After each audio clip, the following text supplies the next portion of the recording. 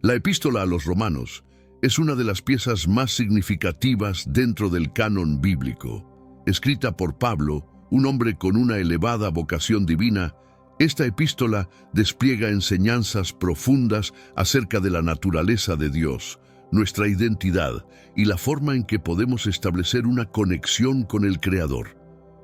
Iniciemos un recorrido por esta fascinante narrativa para comprender su relevancia continua. Pablo inicia la misiva presentándose de manera peculiar, exponiendo su identidad y su llamado. Más que anunciar su nombre, está revelando su esencia y misión. El contenido de esta carta nos invita a sumergirnos en un viaje esclarecedor, donde se abordan interrogantes universales. En Romanos 1.1, Pablo se describe como servidor de Cristo Jesús, llamado a ser apóstol, apartado para el Evangelio de Dios. Estas palabras están cargadas de un profundo significado. Pablo se percibe a sí mismo como un siervo, totalmente entregado a la obra de Cristo, sin pretensiones de grandeza, sino como alguien totalmente sometido a la voluntad divina. Simultáneamente, subraya su designación como apóstol, asignado a proclamar el Evangelio de Jesús. Subraya que el mensaje que transmitirá no es de su invención, sino una revelación directa de Dios. Se considera un emisario destinado a difundir el Evangelio, la buena nueva de lo que Dios ha realizado por nosotros a través de Jesús. Avanzando en Romanos 1.2 a 4, Pablo detalla más sobre esta revelación. El Evangelio, prometido anteriormente a través de los profetas en las Santas Escrituras, concierne a su Hijo, Jesucristo nuestro Señor, quien, según su naturaleza humana, era descendiente de David, y quien por el Espíritu Santo fue declarado Hijo de Dios con poder mediante su resurrección de entre los muertos. Esta continuidad con las promesas previas es vital, mostrando que el plan de salvación no fue un agregado tardío, sino preconcebido desde el inicio. En el núcleo de este plan se encuentra Jesús, descrito por Pablo de manera excepcional como completamente humano y divino, esencial para comprender su misión y sacrificio. Luego, Pablo expresa su gratitud y su anhelo de visitar a los creyentes en Roma. En Romanos 1.8 afirma: «Ante todo, doy gracias a mi Dios mediante Jesucristo por todos vosotros, porque vuestra fe es proclamada en todo el mundo». Pablo celebra con sinceridad que la fe de los romanos es conocida globalmente, evidenciando que la fe en Jesús no solo se extendía rápidamente, sino que también transformaba vidas. Continúa en Romanos 1.11 a 12, expresando su deseo de visitarlos para impartirles algún don espiritual que los fortalezca, deseando que tanto él como los romanos se vean mutuamente animados por su fe compartida. En este pasaje contemplamos el anhelo sincero de Pablo por encontrarse personalmente con los creyentes. No solo busca impartir su conocimiento, sino que también está dispuesto a aprender de ellos. Pablo entiende que la fe es un camino que todos recorremos juntos, aprendiendo y aportando mutuamente en cada paso del viaje. Acto seguido, Pablo aborda el núcleo de su mensaje, el leitmotiv que permea toda su epístola. En Romanos 1:16-17 proclama con convicción: «No me avergüenzo del Evangelio, pues es el poder de Dios para la salvación de todo aquel que crea, primero para el judío y también para el gentil». El Evangelio desvela la justicia de Dios, una justicia que se alcanza por la fe de principio a fin, tal como está escrito: «El justo por su fe vivirá». Estas palabras constituyen la esencia de su mensaje. Pablo expresa que el Evangelio, la buena nueva de Jesús, trasciende una mera ideología o filosofía. Representa la fuerza salvadora de Dios, accesible a todo aquel que deposita su fe en él sin importar su origen o identidad. Esta salvación no depende de nuestros méritos o acciones, sino de nuestra fe completa y absoluta en Dios. A lo largo de su carta, Pablo desarrolla este tema central: cómo establecer una relación auténtica con Dios mediante la fe en Jesús. Pero surge la pregunta: ¿por qué necesitamos salvación? Pablo comienza a abordar esta cuestión en Romanos 1.18, explicando que la ira de Dios se revela desde el cielo contra toda impiedad e injusticia de aquellos que reprimen la verdad con iniquidad. Aunque a primera vista estas palabras puedan parecer severas, Pablo nos ofrece un retrato realista de la condición humana. Explica que Dios no es indiferente ante el mal y la injusticia que azotan nuestro mundo. Le importa profundamente lo que ocurre en la tierra y cómo nos tratamos unos a otros.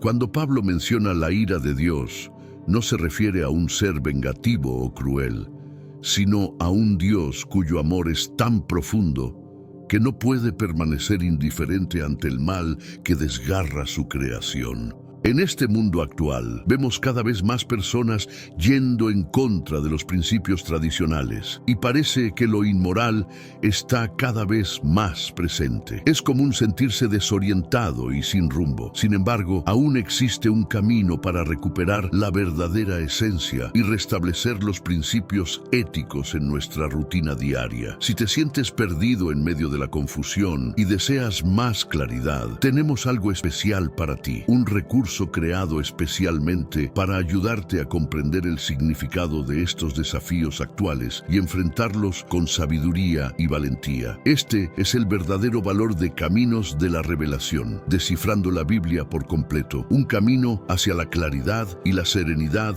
a través de sus enseñanzas. Lo mejor de todo es que está disponible ahora, como un regalo, en el primer comentario fijado. No pierdas esta oportunidad de transformar tu vida y descubrir el propósito genuino de estos desafíos. Ahora volvamos al tema principal del vídeo. Pablo nos exhorta a examinar con honestidad nuestra propia realidad y la del mundo que nos rodea, reconociendo que algo está profundamente errado y que necesitamos asistencia. Prosigue explicando que la existencia de Dios es evidente para todos, simplemente observando la naturaleza que nos rodea. En Romanos 1.20 afirma: desde la creación del mundo, los atributos invisibles de Dios, su poder eterno y divinidad, se perciben claramente y son comprendidos por medio de sus obras, de modo que nadie tiene excusa. Pablo sostiene que la mera existencia del universo, con toda su belleza y complejidad, apunta hacia un creador. Cree firmemente que todos poseemos una noción innata de Dios. Según Pablo, el problema no radica en la falta de evidencias, sino en nuestra decisión de ignorarlas. Es como si estuviéramos reprimiendo una verdad que, en el fondo, conocemos bien. Esta es una afirmación provocadora que nos invita a reflexionar sobre nuestras propias creencias y decisiones. Pablo describe en Romanos 1:21 a 23 lo que ocurre cuando las personas optan por ignorar a Dios. Aunque reconocían a Dios, no lo glorificaron como tal ni le ofrecieron gratitud, sino que se volvieron vanos en sus razonamientos y sus insensatos corazones se oscurecieron. Proclamándose sabios, cayeron en la necedad y sustituyeron la gloria del Dios eterno por íconos, representando a hombres mortales, aves, bestias y serpientes. Pablo describe este alejamiento de Dios como un proceso degradante. Plantea que al ignorar a Dios, los seres humanos tienden a fabricar sus propias deidades, poniendo su fe en cosas creadas en lugar del Creador. Estos ídolos pueden ser objetos tangibles de madera o metal, o bien conceptos más abstractos como la riqueza, el poder o la fama. Cualquier elemento que usurpe el lugar de Dios en nuestras vidas. Para Pablo, esto representa una gran paradoja. Creemos ser sabios y libres al rechazar a Dios, pero en realidad nos convertimos en prisioneros de lo que es inferior a nosotros. A causa de esta desviación, Pablo afirma que Dios permite que las personas sigan sus propias rutas erróneas. En Romanos 1:24 menciona: por eso Dios los entregó a las pasiones vergonzosas de su corazón, a la impureza sexual, para que degradaran sus cuerpos unos con otros. Esta idea puede parecer compleja inicialmente. Pablo no sugiere que Dios impulsa a las personas a cometer actos malignos, sino que respeta nuestro libre albedrío, incluso cuando nuestras elecciones resultan perjudiciales. Es como si Dios dijera: si esto es lo que verdaderamente deseas, entonces experimentarás las consecuencias de tus decisiones. Pablo luego enumera diversas malas conductas que surgen cuando nos alejamos de Dios, como la injusticia, la maldad, el odio, la envidia, el asesinato, el engaño y la falta de amor. Es un catálogo extenso y lamentable que ilustra las consecuencias negativas de vivir sin consideración por Dios o por los demás. Sin embargo, Pablo no concluye allí. Propone un giro inesperado en su razonamiento. En Romanos 2:1 advierte: por lo tanto, no tienes excusa, tú, quien juzgas a otros, porque al juzgar a otro, te condenas a ti mismo, pues tú, el juez, practicas las mismas cosas. Parece prever la reacción de sus lectores. Tal vez algunos asintieran con su lista de faltas, pensando que esas personas son verdaderamente malas. Pero entonces Pablo retuerce el argumento. Asevera que nadie está en posición de juzgar a los demás, pues todos cometemos errores. Quizás no sean los mismos errores, pero de algún modo todos fallamos en cumplir incluso nuestros propios estándares morales. Pablo busca hacernos ver que todos estamos en la misma situación. Todos necesitamos la intervención divina. Pablo expone en Romanos 2:6-8 que Dios juzgará a cada persona justamente, recompensará a cada uno según sus actos. A aquellos que por perseverancia en hacer el bien buscan gloria, honor e inmortalidad, les otorgará vida eterna. Pero a aquellos que son egoístas y rechazan la verdad, siguiendo la iniquidad, les espera ira y furia. Pablo subraya que Dios no tiene favoritos.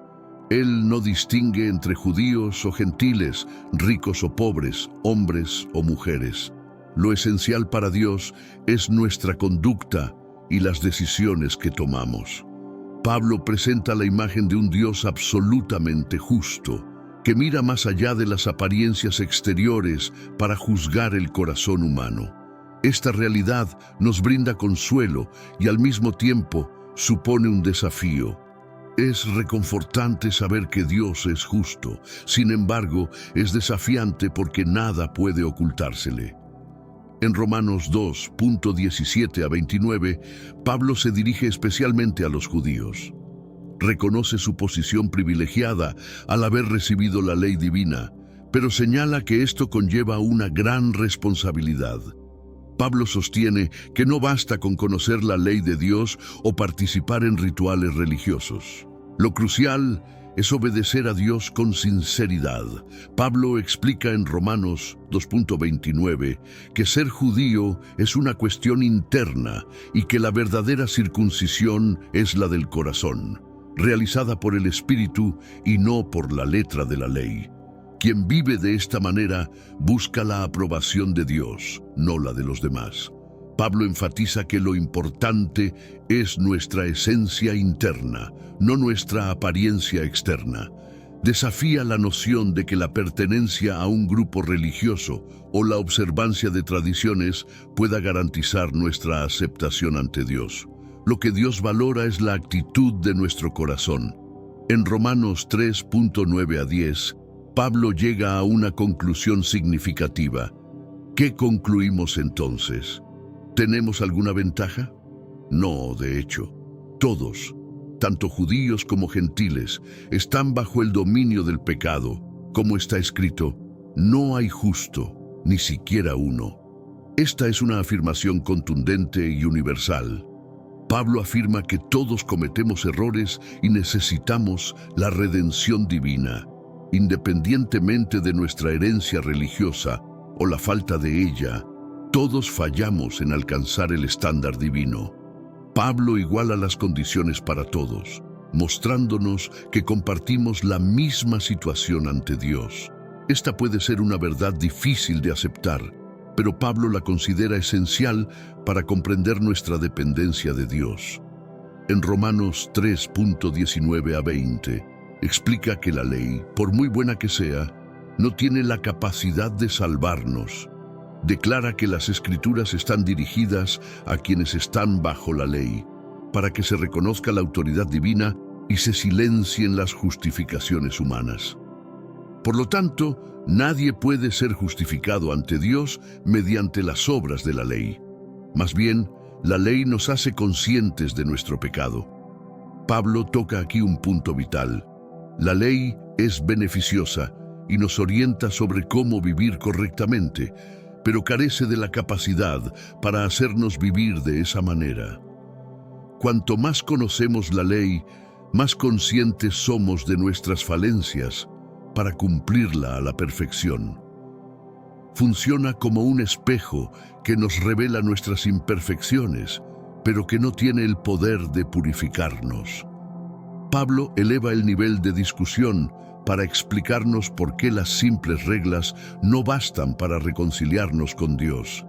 Así, nos plantea una cuestión crucial.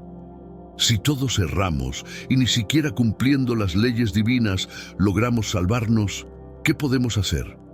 ¿Cómo podemos vincularnos realmente con Dios? La solución a este interrogante es el núcleo del mensaje de Pablo y supone un cambio radical. Ofrece una esperanza accesible a todos, sin importar nuestras acciones pasadas o nuestra identidad. Pablo está a punto de desvelar lo que denomina el Evangelio, las buenas nuevas capaces de transformar nuestras vidas.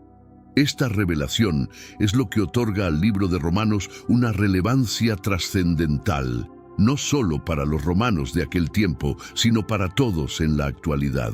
Proporciona un mensaje de esperanza en un mundo frecuentemente marcado por la desesperación, un mensaje de amor en una sociedad que clama por compasión. Tras evidenciar nuestra necesidad común de auxilio, Pablo nos ofrece la solución en Romanos 3:21 a 22. Ahora bien, sin la mediación de la ley, se ha manifestado la justicia de Dios avalada por la ley y los profetas. Esta justicia es accesible para todos mediante la fe en Jesucristo. Este es el punto de inflexión en el discurso de Pablo. Nos dice que existe una forma de ser considerados justos ante Dios, pero no se basa en realizar buenas obras ni en seguir normas. Se trata de una justicia otorgada por Dios y recibida a través de la fe en Jesús. Pablo asegura que esto es aplicable a todos sin importar nuestras acciones pasadas. En Romanos 3:23 a 24 explica: pues todos pecaron y están privados de la gloria de Dios, siendo justificados gratuitamente por su gracia, mediante la redención que es en Cristo Jesús. Pero antes, comparte este video con alguien a quien aprecias. Nuestra misión más grande en la tierra es difundir la palabra del Señor. ¿Sabías que muchas personas carecen de conocimientos por falta de contenido adecuado? Envíalo a ese grupo de WhatsApp o públicalo en Facebook. Estoy seguro de que no te arrepentirás. Y si te gustan videos como este, comenta abajo: quiero más. Así sabré si realmente lo disfrutas y definitivamente traeré contenido nuevo similar. Volviendo al tema principal, Pablo utiliza el término justificados, que significa ser declarados justos. Es como si Dios nos viera y nos dijera: eres justo, no porque lo hayamos hecho todo bien, sino porque hemos depositado nuestra confianza en Jesús. Posteriormente, Pablo usa la figura de Abraham para explicar qué significa ser justificado por la fe. En Romanos 4:3 cita el Antiguo Testamento: Abraham creyó a Dios y le fue contado por justicia. Pablo ilustra que incluso antes de la llegada de Jesús, las personas eran aceptadas por Dios basadas en su fe y no en sus actos. Abraham confió en Dios y fue considerado justo por esa confianza. Pablo sostiene que esto es igual para nosotros. En Romanos 4:23 a 25 afirma: las palabras le fue contado no fueron escritas solo para él, sino también para nosotros, a quienes también se nos contará la justicia, a nosotros que creemos en el que resucitó de los muertos a Jesús nuestro Señor, entregado por nuestros delitos y resucitado para nuestra justificación. Pablo declara que al confiar en Jesús, quien murió por nuestros pecados y resucitó, Dios nos considera justos, al igual que a Abraham. Pero ¿qué ocurre cuando somos justificados por la fe? Pablo detalla los efectos en Romanos 5:1 a 2.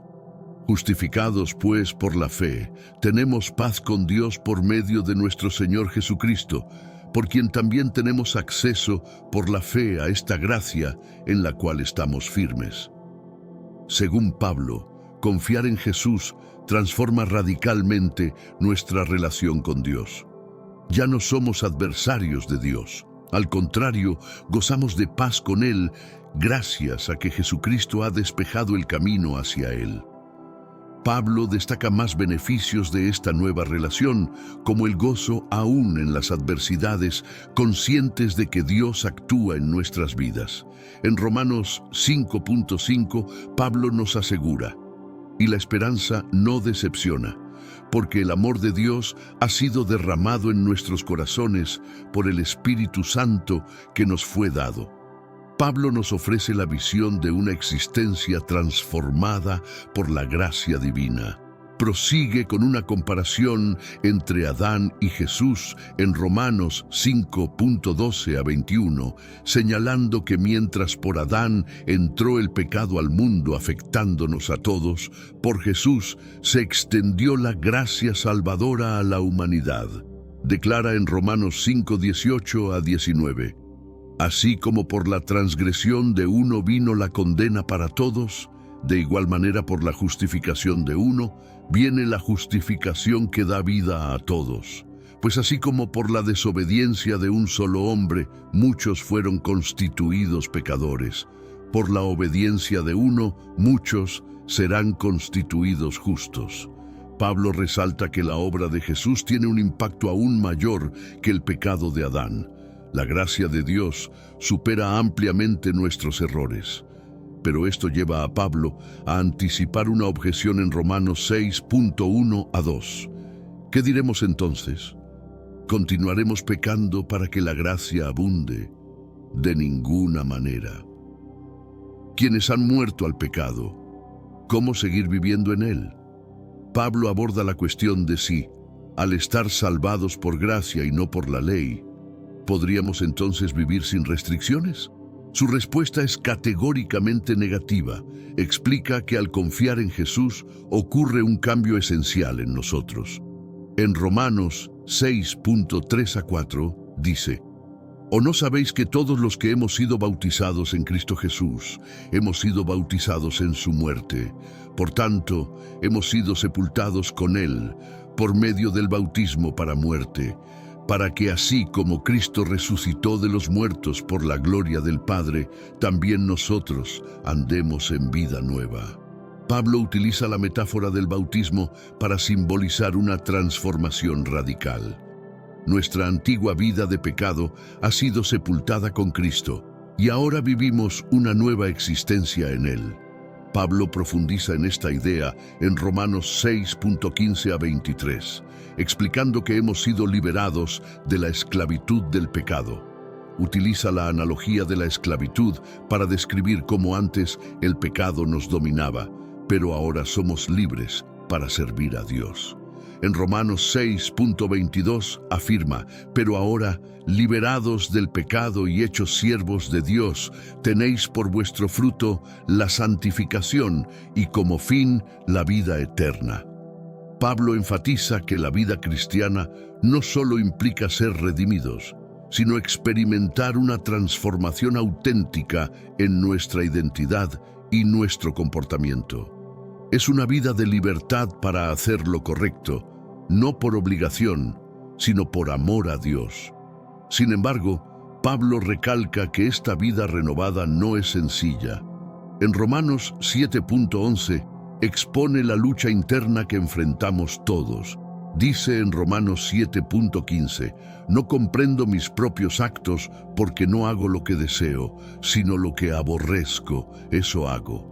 Pablo confiesa abiertamente el conflicto que experimentamos al desear actuar correctamente y, sin embargo, vernos a menudo haciendo lo contrario. Expresa su frustración en Romanos 7.24, miserable de mí, ¿quién me liberará de este cuerpo de muerte? Es una interrogante que muchos hemos formulado, pero Pablo no nos deja sin esperanza. Responde de inmediato en Romanos 7.25. Gracias a Dios, que me da la victoria por medio de nuestro Señor Jesucristo. Pablo destaca que, aunque la lucha es intensa, no estamos desamparados, gracias a Jesús.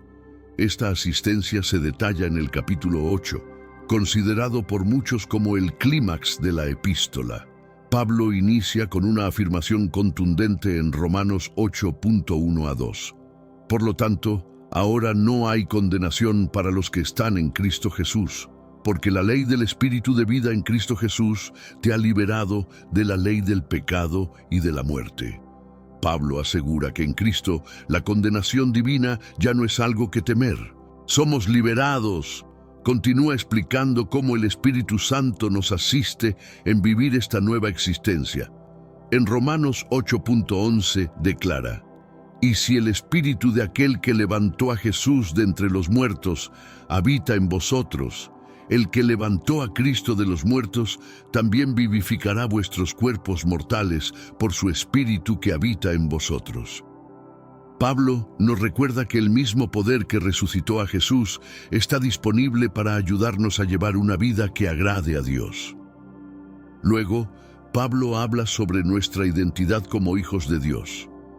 En Romanos 8.15-16 afirma, «Porque no habéis recibido un espíritu de esclavitud para volver al temor, sino que habéis recibido el espíritu de adopción, por el cual clamamos, Abba, Padre. El Espíritu mismo da testimonio a nuestro espíritu de que somos hijos de Dios». Pablo ilustra una relación íntima con Dios. No somos simples siervos, sino hijos amados que pueden llamar a Dios Padre. Esta nueva identidad transforma completamente nuestra relación con Dios y nuestra manera de vivir. Pablo cierra el capítulo 8 con un mensaje esperanzador sobre el futuro. En Romanos 8.18 considera, «Pues estimo que los sufrimientos del tiempo presente no son comparables con la gloria que será revelada en nosotros». Pablo subraya que, aunque la vida cristiana incluye dificultades, debemos enfocarnos más allá de los problemas actuales, hacia la gloria futura que Dios ha prometido. Continúa describiendo cómo toda la creación aguarda ese futuro glorioso, cuando Dios restaurará todo. Pablo desea que comprendamos que nuestra salvación no es solo un asunto personal, sino parte de un plan divino más amplio para renovar el universo entero. Pablo concluye el capítulo 8 con uno de los pasajes más emblemáticos de toda la Biblia. En Romanos 8.38-39 proclama, «Porque estoy convencido de que ni la muerte, ni la vida, ni ángeles, ni principados, ni lo presente, ni lo porvenir, ni poderes, ni altura, ni profundidad, ni ninguna otra cosa creada nos podrá separar del amor de Dios, que es en Cristo Jesús, nuestro Señor». Es una declaración de gran poder. Pablo afirma que nada, absolutamente nada, puede desvincularnos del amor de Dios. No importa los desafíos que enfrentemos, el amor de Dios en Cristo es constante y perdurable.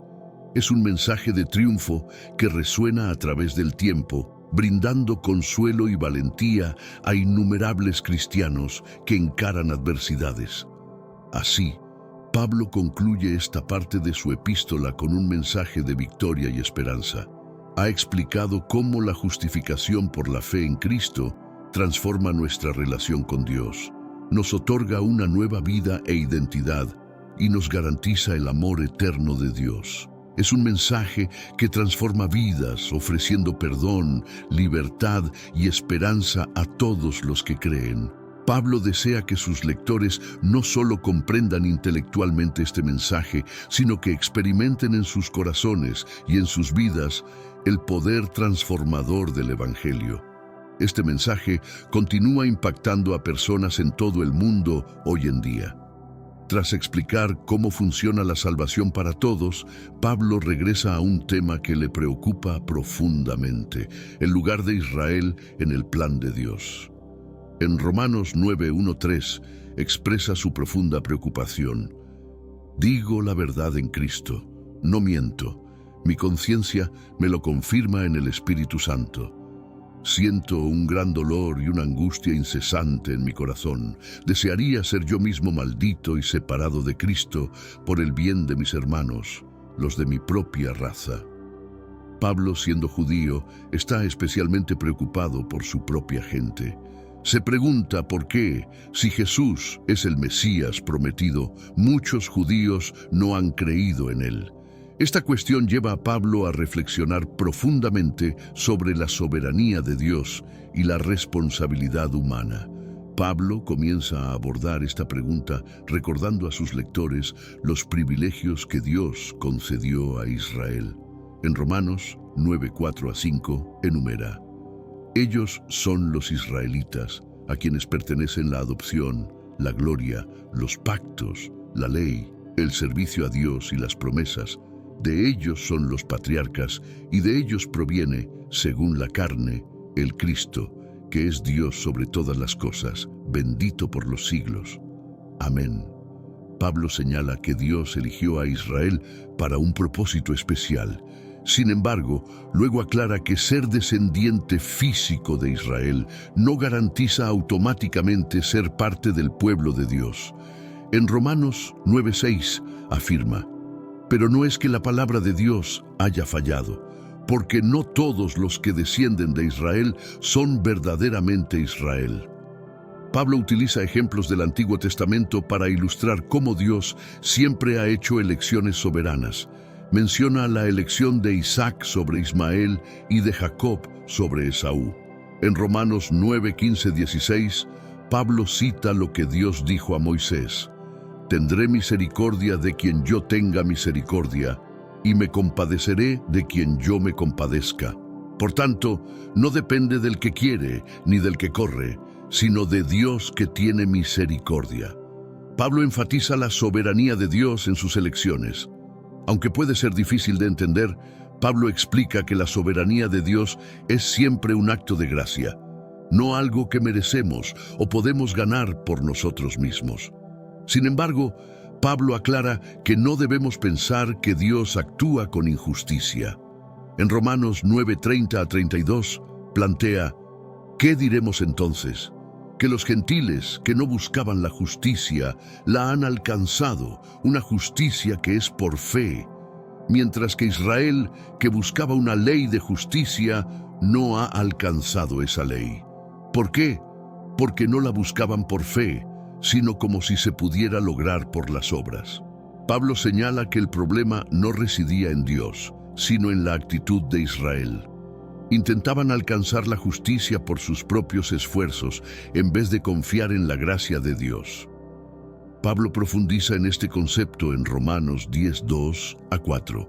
Puedo dar fe de que tienen celo por Dios, pero no conforme al conocimiento.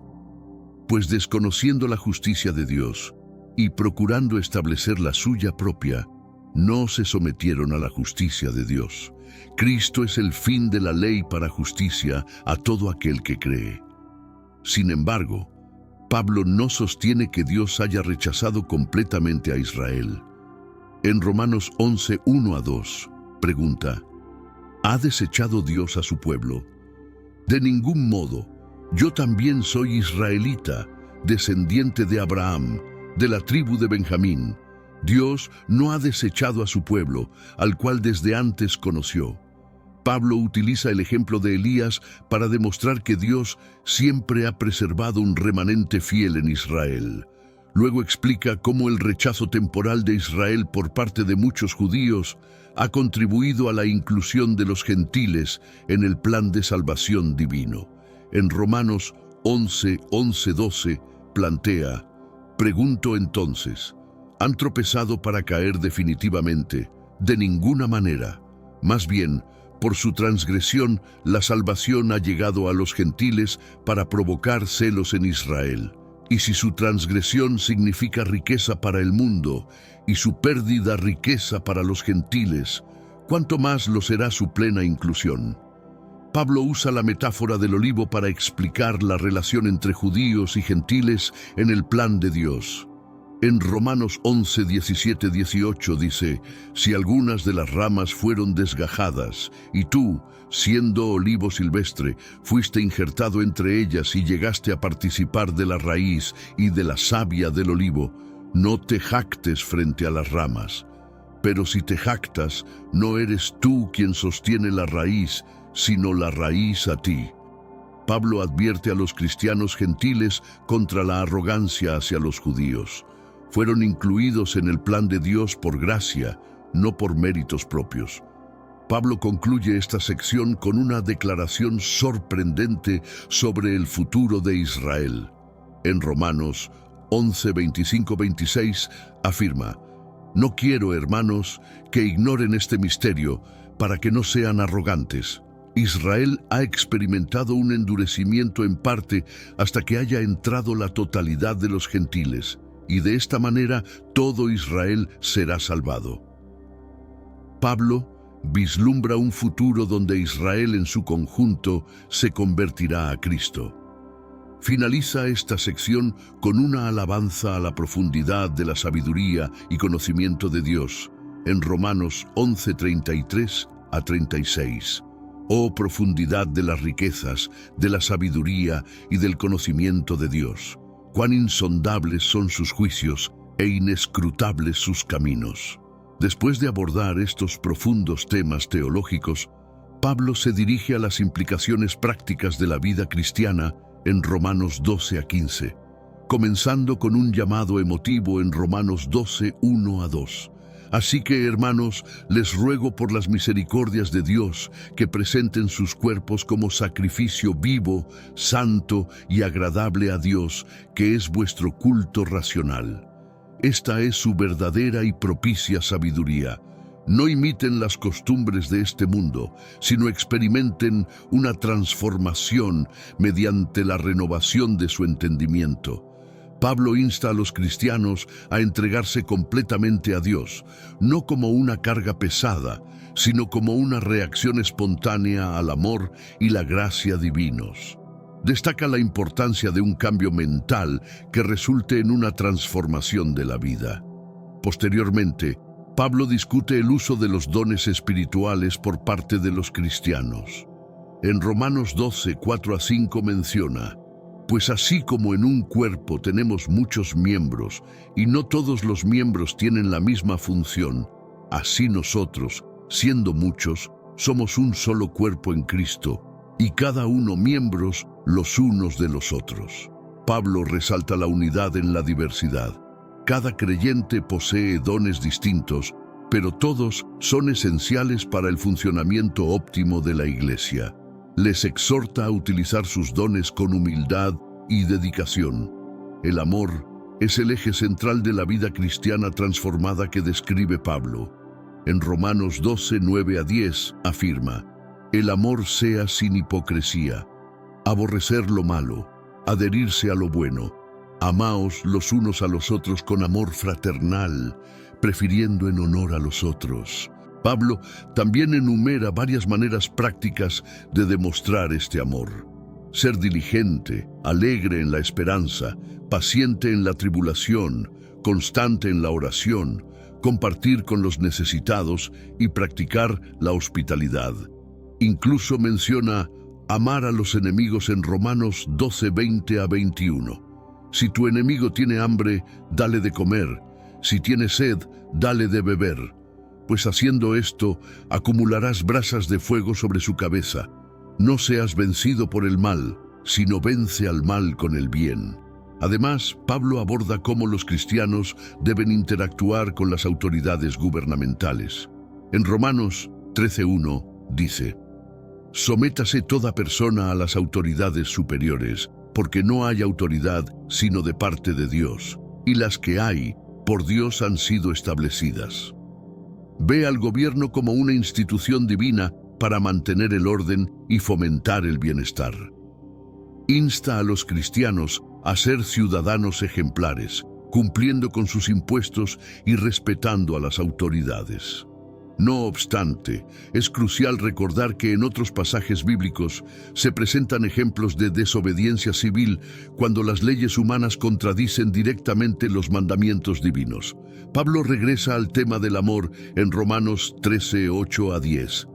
«No debáis a nadie nada, excepto amaros unos a otros, porque el que ama a otro ha cumplido la ley». Los mandamientos: no cometerás adulterio, no matarás, no robarás, no codiciarás, y cualquier otro mandamiento se resumen en esta palabra: amarás a tu prójimo como a ti mismo. El amor no hace mal al prójimo, así que el amor es el cumplimiento de la ley. Pablo aclara que el amor no es meramente un sentimiento, sino una acción que satisface el propósito completo de la ley de Dios.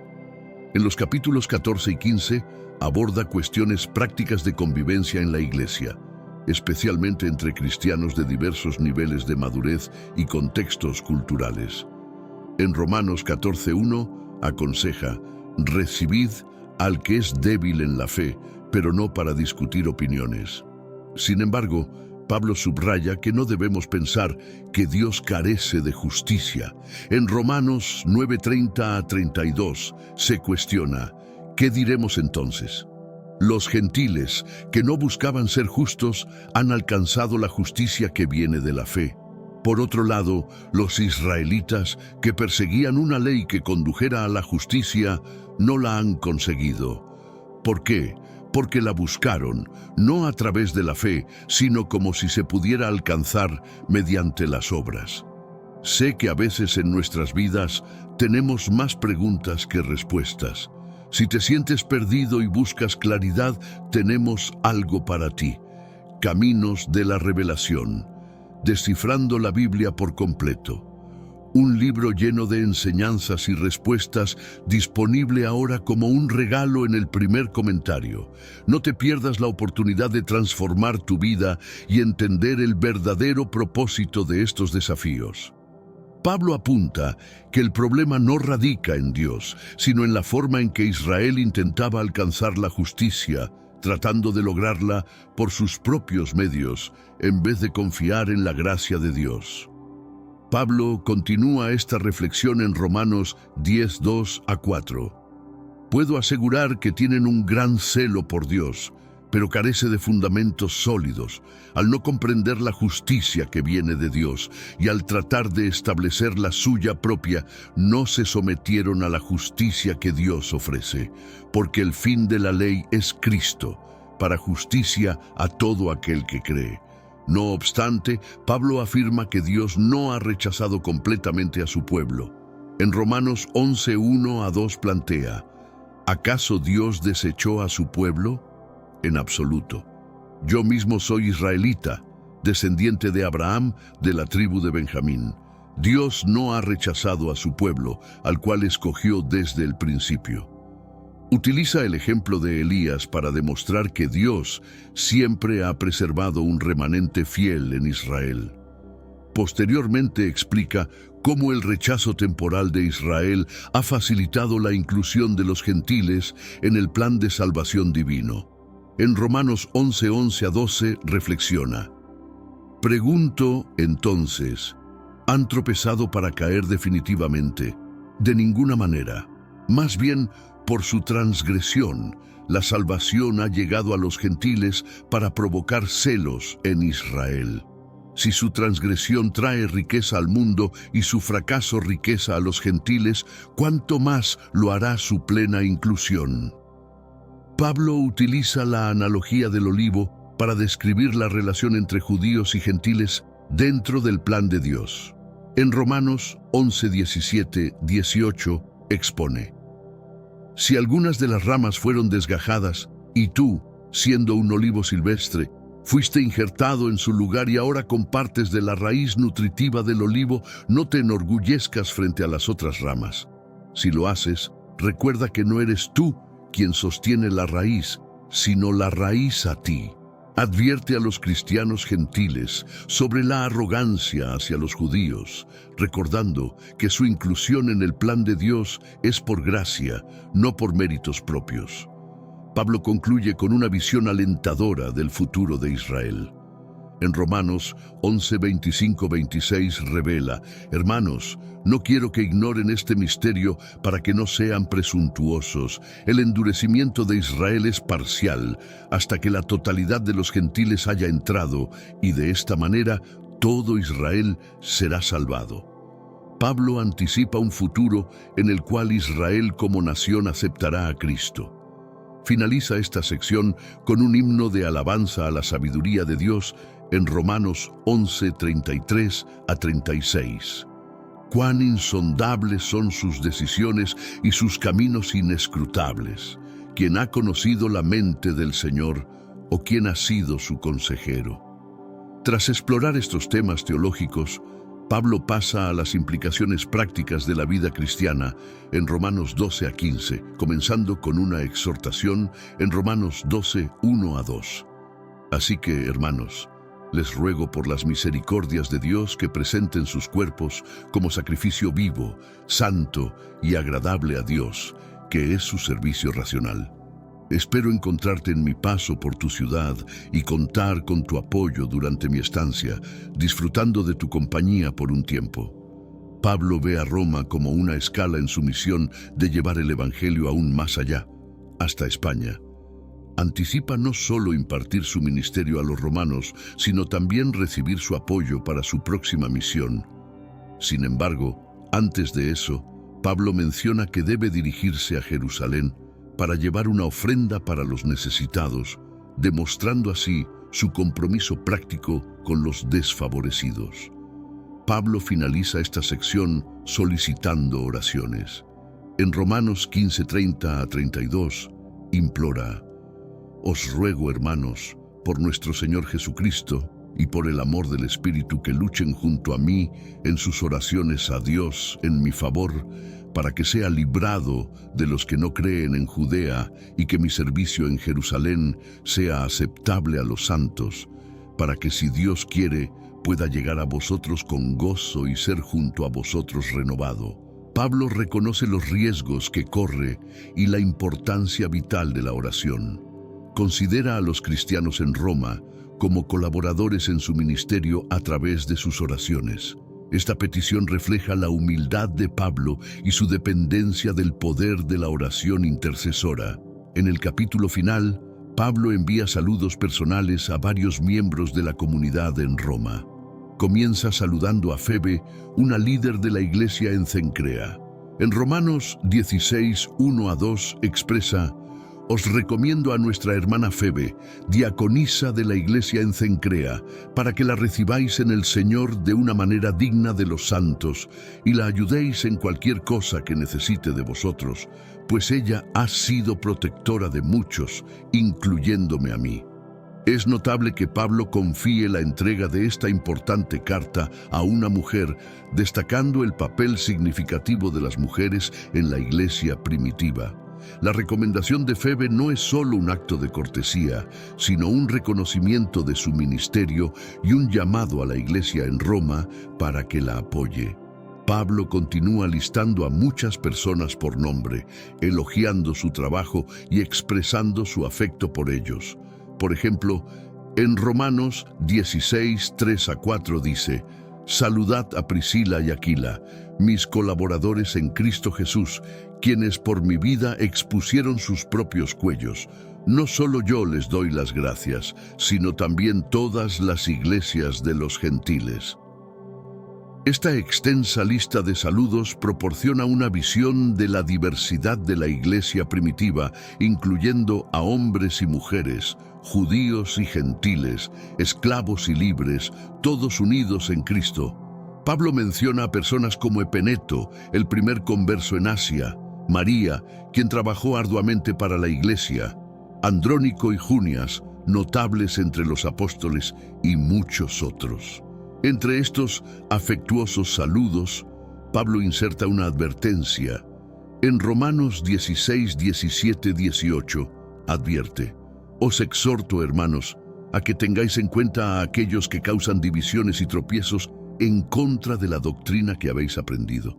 Apartaos de ellos, pues tales personas no sirven a nuestro Señor Jesucristo, sino a sus propios deseos, y con suaves palabras y lisonjas engañan los corazones de los ingenuos. Pablo expresa su preocupación por los falsos apóstoles que podrían perturbar la unidad y la fe de la iglesia. Insta a los creyentes a ser sagaces en lo bueno y simples en lo malo. Espero encontrarte cuando pases por aquí y que puedas asistirme en mi viaje hacia allá, después de que hayamos disfrutado de estar juntos por algún tiempo. Pablo considera Roma como una parada en su camino para extender el mensaje del Evangelio más allá, hacia España. Su expectativa no es solo impartir enseñanzas a los romanos, sino también recibir apoyo para su misión. Antes de continuar, sin embargo, Pablo menciona que debe visitar Jerusalén para entregar una colecta para los necesitados, demostrando así su compromiso con los más desfavorecidos. Pablo concluye esta parte solicitando oraciones. En Romanos 15, 30 a 32 expresa: Les ruego, hermanos, por nuestro Señor Jesucristo y por el amor del Espíritu, que luchen junto a mí en oración a Dios.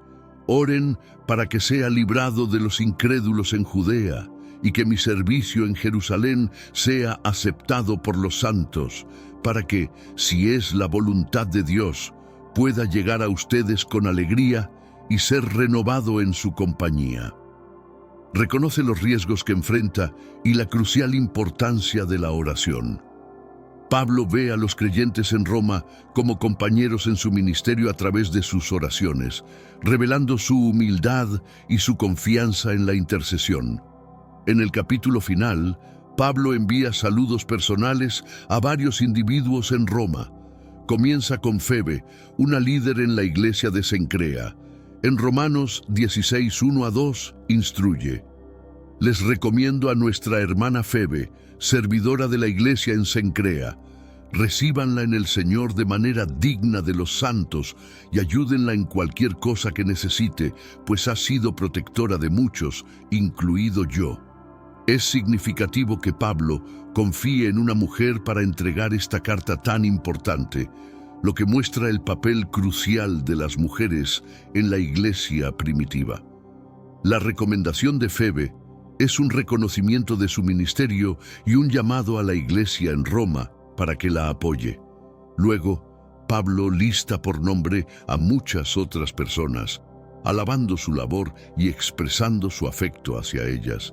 Por ejemplo, en Romanos 16, 3 a 4, saluda a Priscila y Aquila, sus colaboradores en Cristo Jesús, quienes arriesgaron sus vidas por él. Esta extensa lista de saludos nos ofrece una visión de la diversidad de la iglesia primitiva, que incluye hombres y mujeres, judíos y gentiles, esclavos y libres, todos unidos en Cristo.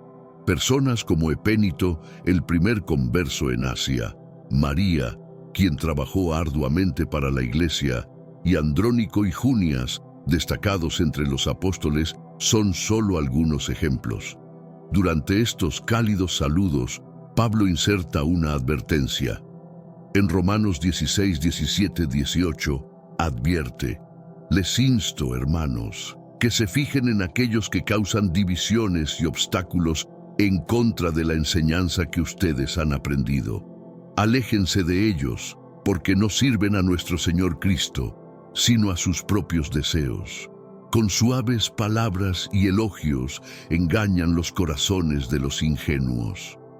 Pablo muestra preocupación por los falsos maestros que podrían perturbar la unidad y la fe de la Iglesia. Insta a los creyentes a ser astutos en lo que es bueno y puros en lo que es malo. Esta alerta refleja su preocupación pastoral por la integridad espiritual de la Iglesia. Luego envía saludos a sus compañeros de ministerio, mostrando que trabajaba en equipo con otros creyentes comprometidos. Su carta culmina con una doxología que resume muchos de los temas clave de la epístola, celebrando el poder de Dios para establecer a los creyentes de acuerdo con el Evangelio de Jesucristo y el plan eterno revelado, invitando a todas las naciones a la obediencia por fe y exaltando la sabiduría de Dios. Pablo aborda en sus cartas múltiples aspectos de la vida cristiana, siempre insistiendo en la transformación que debe experimentar el creyente a través de la fe en Cristo. Esta transformación no es solo individual, sino que se extiende a la comunidad, impactando cada interacción y decisión. La ética de Pablo se basa en el amor y la entrega desinteresada, enfatizando que los creyentes deben vivir de manera que reflejen el carácter de Cristo en todos los aspectos de la vida. El apóstol se esfuerza por demostrar cómo la justicia de Dios se revela de fe en fe y cómo la ley, lejos de ser un fin en sí misma, sirve como guía hacia Cristo, quien completa y cumple sus exigencias. Esta comprensión de la ley y la gracia lleva a una visión más inclusiva de la comunidad de creyentes, donde judíos y gentiles comparten igualmente las promesas de salvación sin la necesidad de adherirse a las antiguas restricciones culturales y rituales judíos. Uno de los temas recurrentes en la enseñanza de Pablo es la idea de la Iglesia como cuerpo de Cristo. Esta metáfora subraya la interdependencia de los creyentes, cada uno con dones y funciones diferentes, pero todos esenciales para el bienestar y la efectividad del cuerpo entero. En este sentido, Pablo llama a valorar y honrar cada contribución, grande o pequeña, como vital para la salud y el crecimiento de la comunidad. Pablo también se ocupa profundamente de la segunda venida de Cristo, un evento que él anticipa con esperanza y urgencia. Este énfasis escatológico no solo es un recordatorio de la rendición de cuentas final, sino que también es un llamado a vivir de manera justa y piadosa, maximizando el tiempo dado por Dios en la tierra para cumplir su misión y servir a los demás. Además, Pablo no se abstiene de tratar cuestiones difíciles como el sufrimiento y las pruebas. Lejos de verlos como señales de desfavor divino, los interpreta como medios de crecimiento y purificación. En este contexto, el sufrimiento se convierte en una oportunidad para demostrar la fidelidad a Dios y para experimentar de manera más profunda su consuelo y fortaleza. La relación de Pablo con la ley judía es también un tema crucial en sus escritos. Aunque respeta la ley como revelación divina a Israel, la considera insuficiente para alcanzar la justicia que Dios ahora revela a través de la fe en Cristo. Esta posición a menudo lo coloca en tensión con aquellos que insisten en la observancia de la ley como esencial para la salvación, llevándolo a argumentar apasionadamente por una fe que trasciende las barreras culturales y legales. Pablo también es conocido por sus instrucciones detalladas sobre la vida de la Iglesia, incluyendo la adoración, la administración de los sacramentos y la resolución de conflictos dentro de la comunidad. Estas instrucciones reflejan su preocupación por una vida comunitaria ordenada y respetuosa, que propicie un ambiente donde todos puedan crecer en la fe. Finalmente, el apóstol pone un fuerte énfasis en la necesidad de una conducta ética que refleje la enseñanza de Jesús. A lo largo de sus cartas, Pablo llama a los creyentes a adoptar actitudes y comportamientos que sean coherentes con los valores del reino de Dios, como la honestidad, la generosidad, la paciencia y sobre todo el amor, que es el vínculo perfecto de unión. Estas enseñanzas continúan siendo un desafío y una inspiración para los cristianos en la actualidad, motivándolos a vivir de manera que honren a Dios y fomenten la paz y el bienestar en sus comunidades. ¿Cómo puede un libro antiguo, escrito en un contexto tan distinto al actual, seguir generando debates intensos y divisiones en la sociedad contemporánea? ¿Será esta realmente la Biblia verdadera? Es una pregunta que resuena con fuerza cuando hablamos del Tanaj, la Biblia hebrea, un documento vivo que ha desempeñado un papel crucial en la configuración de la moral, la ley y la cultura a través de las generaciones.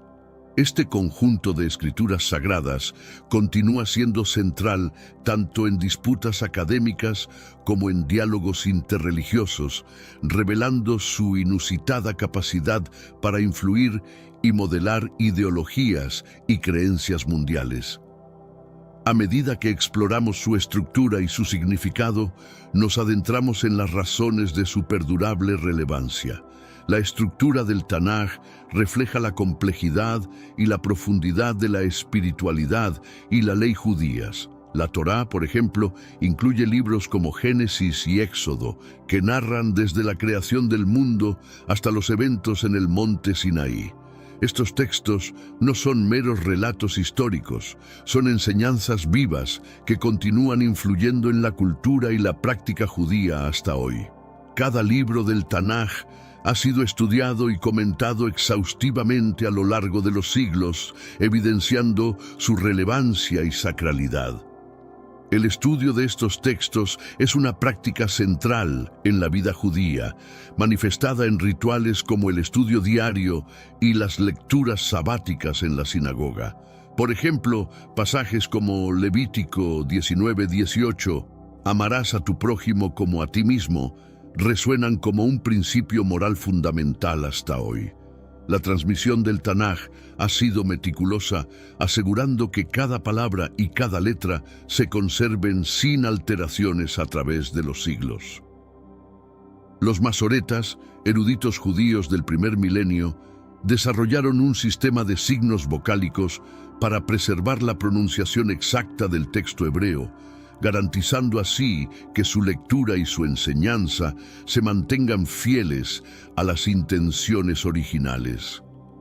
El Tanaj, corazón de la tradición judía, se divide en tres pilares fundamentales que juntos tejen el tapiz de la fe y la práctica judía.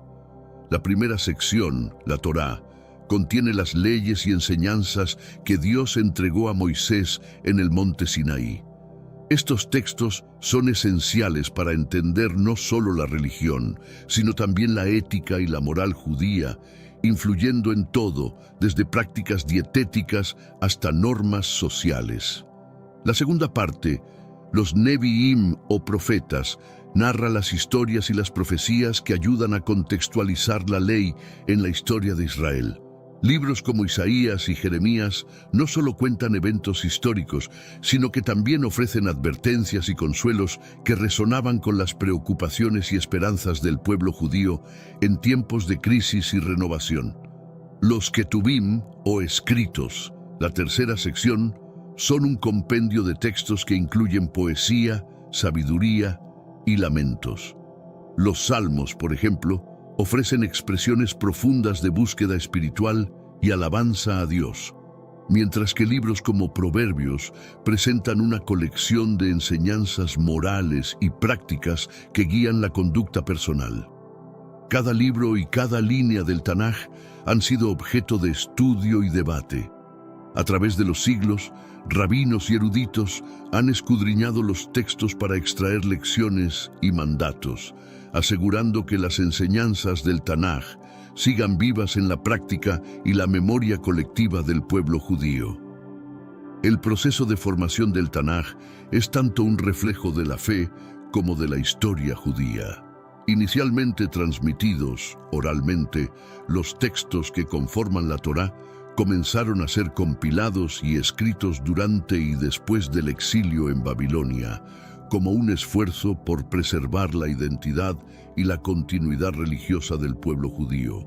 Esta etapa de consolidación fue crucial, ya que permitió que las enseñanzas y las leyes se estandarizaran y se salvaguardaran contra las distorsiones.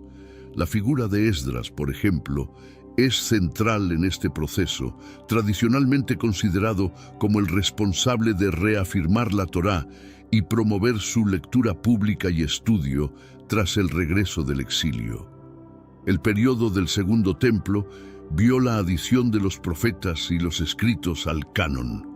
Este proceso no fue solo una cuestión de preservación textual, sino también de interpretación y adaptación a los cambios sociales y políticos. Los textos debían ser relevantes y accesibles para las comunidades judías dispersas por el Imperio persa y más allá. La canonización final del Tanaj refleja una fase de madurez teológica y organizativa. Se establecieron criterios rigurosos para determinar qué textos eran divinamente inspirados y por lo tanto dignos de ser incluidos, asegurando que cada palabra del Tanaj sirviera como un faro de guía espiritual y ética. A lo largo de su formación, el Tanaj no existió en un vacío cultural. Las influencias de las civilizaciones circundantes, como las mesopotámicas, egipcias y cananeas, se pueden ver en paralelos literarios y temáticos. Por ejemplo, el relato del diluvio en el Génesis tiene similitudes con la epopeya de Gilgamesh, reflejando un motivo común en la literatura del Antiguo Oriente Próximo. Estas influencias no disminuyen la unicidad del Tanaj, sino que subrayan cómo los autores bíblicos interactuaban y reinterpretaban las ideas y las historias de sus vecinos para expresar su propia visión teológica y ética. Este proceso de adopción y adaptación ayudó a que los textos fueran relevantes y resonantes para las audiencias contemporáneas a sus autores. Además, las leyes y las historias del Tanaj a menudo reflejan un diálogo con las prácticas y las normas de otras culturas. Por ejemplo, las leyes de justicia social en el Levítico pueden verse como una respuesta a las prácticas legales en otras sociedades, estableciendo un estándar ético que se destacaba entre las normas de la época. La capacidad de los textos bíblicos para absorber y transformar influencias externas en un corpus coherente y distintivamente judío es testimonio de la habilidad de sus redactores para asegurar que su mensaje espiritual y moral perdurara a través de los cambios sociales y las interacciones culturales a lo largo de los siglos. El Tanaj no es un texto estático. Ha sido reinterpretado continuamente para responder a nuevas circunstancias y desafíos. Durante el período del Segundo Templo, por ejemplo, interpretaciones y comentarios del Tanaj ayudaron a la comunidad judía a entender su relación con Dios en un contexto de dominación extranjera y cambios sociopolíticos. Estas reinterpretaciones son evidentes en la literatura apocalíptica, como el libro de Daniel, que ofrece una visión esperanzadora y codificada del futuro, alentando a los fieles durante períodos de persecución. Asimismo, la sabiduría de libros como Eclesiastés refleja una filosofía que busca entender el papel del individuo y la ética en un mundo en constante cambio. La diáspora judía llevó el Tanaj más allá de sus fronteras originales, donde fue traducido al griego y más tarde al latín, árabe y otros idiomas. Cada traducción y reinterpretación ofreció una oportunidad para que distintas culturas interactuaran con estos textos, adaptándolos y entendiendo sus enseñanzas de maneras novedosas y a menudo revolucionarias. Hoy en día, el Tanaj sigue siendo reinterpretado en diversos contextos, desde debates académicos sobre su significado histórico hasta su uso en discusiones sobre ética contemporánea. Esta capacidad de adaptación y reinterpretación asegura que el Tanaj continúe siendo una fuente vital de guía espiritual, moral y ética. La necesidad de preservar la integridad del Tanaj llevó a los eruditos judíos conocidos como masoretas a desarrollar el texto masorético entre los siglos VI y X. Este esfuerzo no fue solo por la fidelidad textual, sino también por unificar la práctica religiosa en una época de dispersión geográfica del pueblo judío. Los masoretas añadieron un sistema de vocalización y signos diacríticos al texto hebreo, lo que ayudó a estandarizar la pronunciación y la interpretación de las escrituras. Este proceso de estandarización no solo se centró en la exactitud lingüística, sino también en la uniformidad doctrinal. El texto masorético se convirtió en la base de todas las futuras copias del Tanaj, asegurando que las sinagogas de todo el mundo leyeran y entendieran las escrituras de manera consistente. Este nivel de precisión era esencial para mantener la cohesión cultural y religiosa en un contexto de diáspora. Además de la vocalización, los masoretas crearon un extenso sistema de notas marginales que registraban detalles sobre la gramática, la pronunciación y la tradición oral judía. Estas anotaciones eran cruciales para los estudiosos posteriores, permitiendo un estudio más profundo y una mejor comprensión del texto sagrado. Gracias a su trabajo meticuloso, el texto masorético ha llegado hasta nosotros con un alto grado de fidelidad respecto a sus orígenes. El impacto del texto masorético va más allá de la preservación textual. Ha jugado un papel crucial en la vida religiosa y cultural del judaísmo.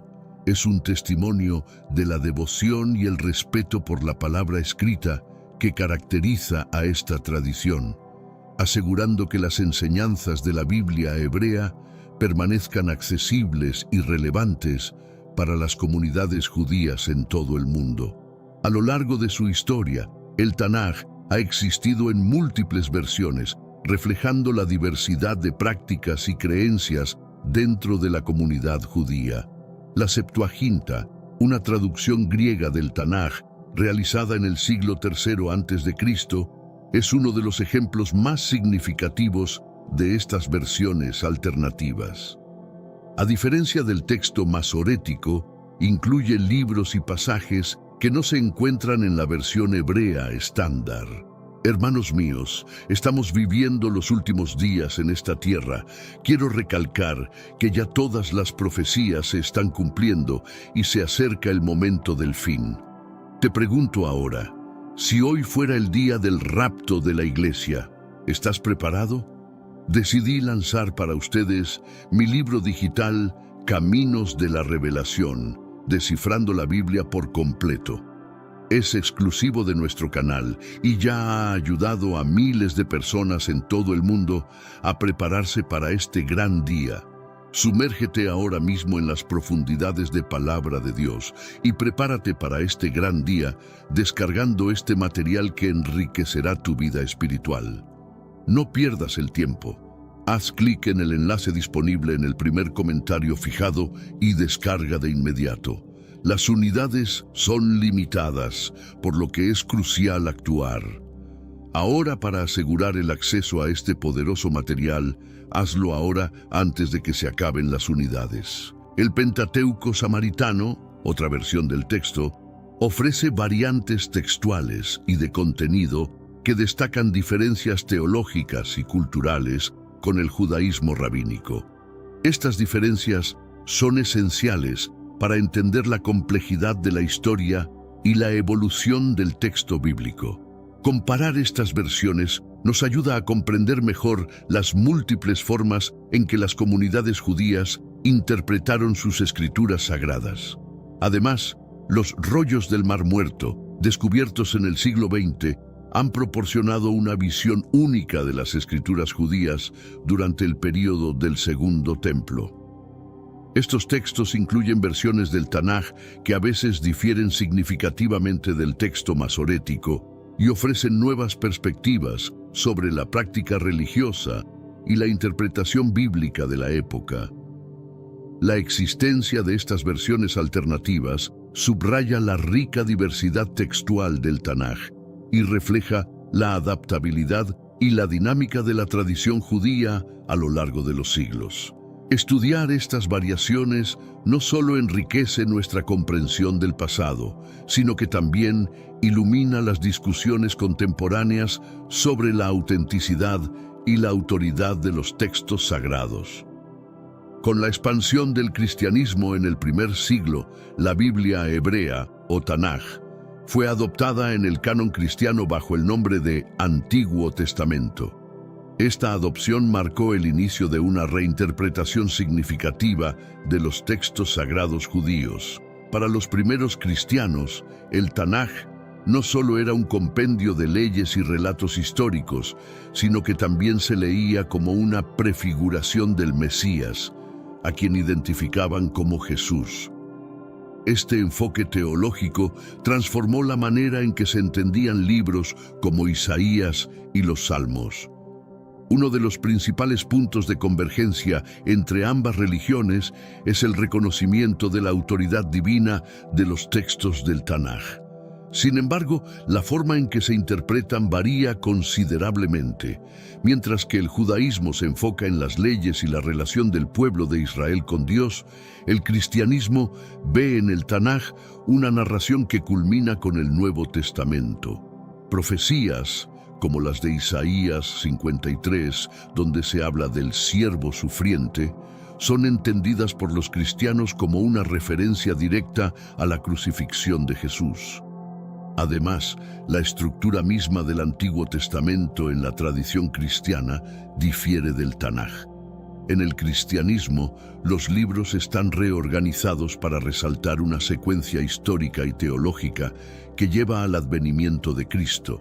Por ejemplo, los libros proféticos, que en el Tanaj son parte de la sección de los Nevi'im, en el Antiguo Testamento suelen ubicarse al final, lo que refuerza la idea de que estos escritos apuntan a la llegada del Mesías.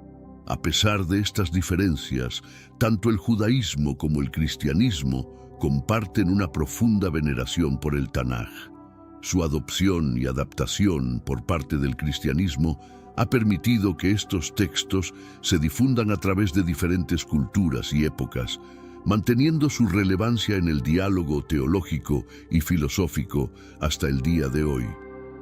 Sin embargo, estas divergencias también han sido fuente de debate entre ambas religiones, lo que subraya la importancia de interpretar estos textos en su contexto original y teológico. Los debates sobre la interpretación del Tanaj han existido desde su canonización y continúan hasta nuestros días, tanto dentro del judaísmo como en el cristianismo. Uno de los principales temas de discusión es cómo deben ser entendidos los mandamientos y leyes contenidas en la Torá. Para los judíos, estos mandamientos son leyes vivas y fundamentales, mientras que para los cristianos, muchos de ellos son vistos como prefiguraciones de la gracia divina revelada a través de Cristo. En el cristianismo se ha debatido ampliamente el papel de las leyes del Tanaj. Por ejemplo, en Mateo 5:17, Jesús dice: «No he venido a abolir la ley, sino a cumplirla», lo que ha llevado a diversas interpretaciones sobre qué partes de la ley mosaica siguen siendo válidas. En el judaísmo, por otro lado, la interpretación de la ley no ha cesado. El Talmud, una extensa colección de discusiones rabínicas, continúa interpretando y aplicando las enseñanzas del Tanaj en la vida diaria. Otro punto de debate es la naturaleza de las profecías contenidas en los Nevi'im.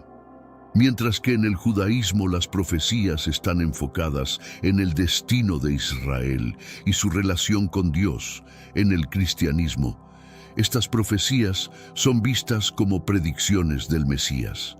Este es el caso de libros como Daniel, donde visiones apocalípticas son interpretadas de manera diferente por ambas religiones, dando lugar a diversos enfoques teológicos.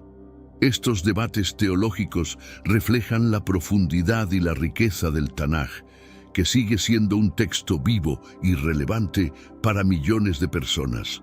Tanto en el judaísmo como en el cristianismo, el Tanaj no solo sirve como un registro de la historia y la ley, sino como una guía espiritual que invita a una continua reflexión e interpretación a lo largo del tiempo.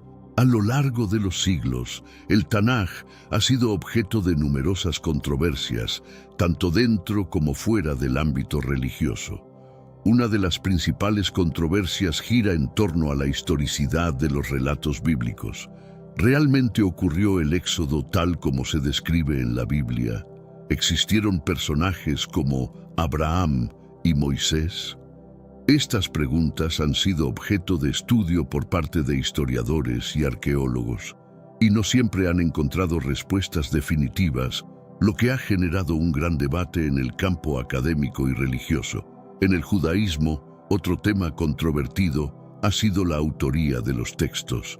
Tradicionalmente, se atribuye a Moisés la escritura de los 5 libros de la Torá. Sin embargo, estudiosos modernos, basados en el análisis del estilo literario y las inconsistencias internas, sugieren que estos textos podrían haber sido compilados por varios autores en diferentes momentos históricos.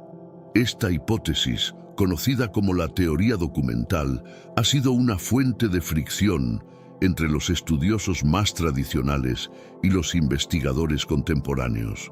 Además de las cuestiones de historicidad y autoría, el Tanaj también ha sido fuente de controversias éticas, pasajes que abordan temas como la esclavitud, el papel de la mujer y la Guerra Santa han sido interpretados y reinterpretados a lo largo de los siglos. En tiempos modernos, estos textos han generado debates sobre su relevancia en la sociedad actual, especialmente en lo que se refiere a los derechos humanos y la justicia social. Estas controversias reflejan el carácter multifacético del Tanaj.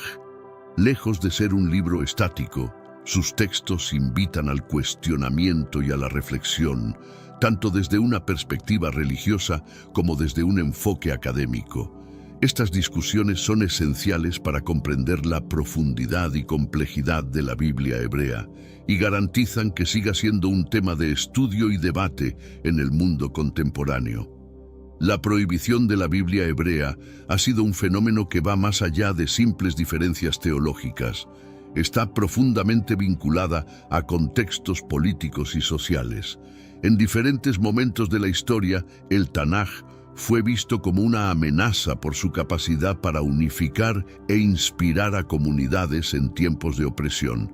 Las autoridades políticas han percibido la influencia de este texto sagrado como una forma de resistencia cultural y espiritual que podía desafiar su control.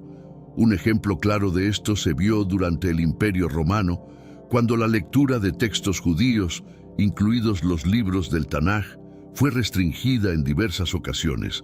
La revuelta judía contra Roma en el año 70 después de Cristo, que culminó en la destrucción del Segundo Templo, demostró cómo el Tanaj no solo era un documento religioso, sino también un símbolo de identidad y resistencia nacional.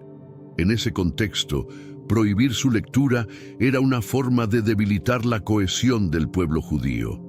Más tarde, durante la Edad Media, la Biblia hebrea fue objeto de prohibiciones y censuras, particularmente en Europa, donde el antisemitismo y las tensiones religiosas prevalecían. En algunos casos, la posesión o el estudio del Tanaj por parte de los judíos fue severamente restringido, y en otras ocasiones se intentó reemplazar su estudio por lecturas del Antiguo Testamento bajo interpretaciones cristianas. Estas prohibiciones reflejan cómo la Biblia hebrea no solo era vista como un texto sagrado, sino también como un símbolo de resistencia, identidad y cohesión cultural. Prohibir el Tanaj no solo buscaba suprimir el contenido religioso, sino también desarticular el tejido social y político que lo rodeaba. Incluso hoy, En algunos contextos políticos, el acceso a este texto ha sido limitado por regímenes autoritarios que ven en su mensaje un llamado a la libertad y la justicia social. La prohibición de la Biblia hebrea tuvo profundas consecuencias en la práctica religiosa y en la vida cotidiana de las comunidades judías. En los momentos en que el Tanaj fue restringido o censurado, el acceso a las enseñanzas esenciales del judaísmo se vio obstaculizado, lo que afectó tanto la liturgia como la educación religiosa. Sin la posibilidad de estudiar y leer los textos sagrados, las comunidades tuvieron que encontrar maneras alternativas de preservar sus tradiciones. Una de las respuestas más notables ante las prohibiciones fue la transmisión oral. Durante siglos, cuando el acceso a textos escritos estaba prohibido o era limitado, los judíos recurrieron a la memorización y al recitado de la Torá y otros escritos bíblicos. Esta tradición de transmisión oral permitió que las enseñanzas se mantuvieran vivas, incluso en tiempos de persecución o censura. El estudio clandestino también fue una práctica común en épocas de prohibición. Otro impacto significativo fue la creación de copias ocultas del Tanaj.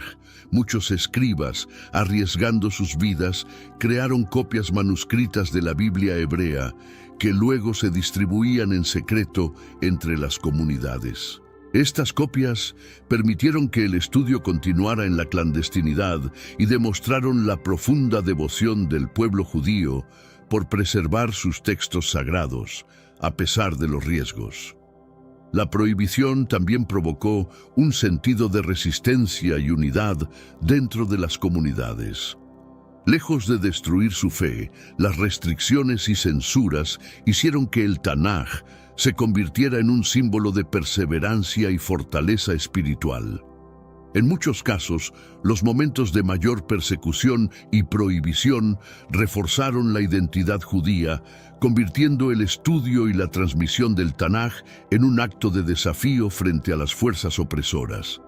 La respuesta a la prohibición de la Biblia hebrea no fue pasiva. A lo largo de la historia, las comunidades judías desarrollaron estrategias de resistencia para asegurar que sus textos sagrados continuaran siendo estudiados y transmitidos a las generaciones futuras. Una de las principales formas de resistencia fue la educación clandestina. Incluso en los momentos más oscuros de persecución, los rabinos y maestros continuaron enseñando el Tanaj en secreto. El Talmud menciona casos en los que los estudiosos judíos arriesgaron sus vidas para seguir enseñando la Torá, a pesar de las prohibiciones. Estos maestros fueron considerados héroes dentro de sus comunidades, ya que entendían que la continuidad del judaísmo dependía de la preservación de sus textos sagrados.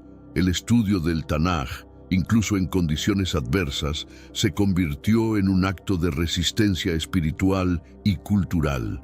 Además de la educación clandestina, las comunidades judías también se apoyaron en el ingenio para contrarrestar la prohibición. En algunos casos, los textos bíblicos fueron codificados o escritos en formatos aparentemente inofensivos, como poesía o literatura secular, para evitar la censura. De esta manera, las enseñanzas del Tanaj continuaron difundiéndose, aunque de forma encubierta. Por último, en muchos contextos, la resistencia a la prohibición del Tanaj no se limitó a la comunidad judía. Otros grupos religiosos y culturales también se unieron en la defensa de la libertad de expresión y de culto, reconociendo que la prohibición de la Biblia hebrea era un ataque a los derechos humanos y a la diversidad religiosa. Este apoyo mutuo ayudó a que las comunidades judías siguieran practicando su fe, incluso en los momentos más difíciles. A pesar de los innumerables intentos de prohibir, censurar o destruir la Biblia hebrea, el Tanaj ha sobrevivido a lo largo de los siglos como uno de los textos más resilientes de la historia. Su persistencia es testimonio no solo de la importancia de sus enseñanzas, sino también del compromiso inquebrantable del pueblo judío por preservar su legado espiritual. Cada intento de silenciar el Tanaj fue respondido con renovada devoción y creatividad. Una de las razones por las cuales el Tanaj ha perdurado es su transmisión en múltiples formatos. Desde los primeros manuscritos hasta las copias impresas, el Tanaj ha sido reproducido y distribuido a lo largo y ancho del mundo. En la época moderna, su digitalización ha permitido que esté accesible a cualquier persona con acceso a Internet, garantizando que sus enseñanzas estén siempre disponibles, independientemente de las restricciones políticas o geográficas. La fortaleza del Tanaj también reside en su relevancia para la vida cotidiana y espiritual de los judíos. A lo largo de la historia, el estudio de la Biblia hebrea ha sido más que un ejercicio intelectual, ha sido un acto de fe y supervivencia cultural. Incluso en tiempos de persecución, los judíos se aferraron al Tanaj como una fuente de esperanza, consuelo y guía moral. Esta profunda conexión espiritual ha permitido que las enseñanzas del Tanaj sigan siendo transmitidas de generación en generación. El Tanaj ha persistido debido a su capacidad para adaptarse a los tiempos cambiantes sin perder su esencia. Desde su traducción a múltiples idiomas hasta su interpretación en diversas culturas, el Tanaj ha demostrado ser un texto versátil y accesible, manteniendo su relevancia en un mundo en constante transformación.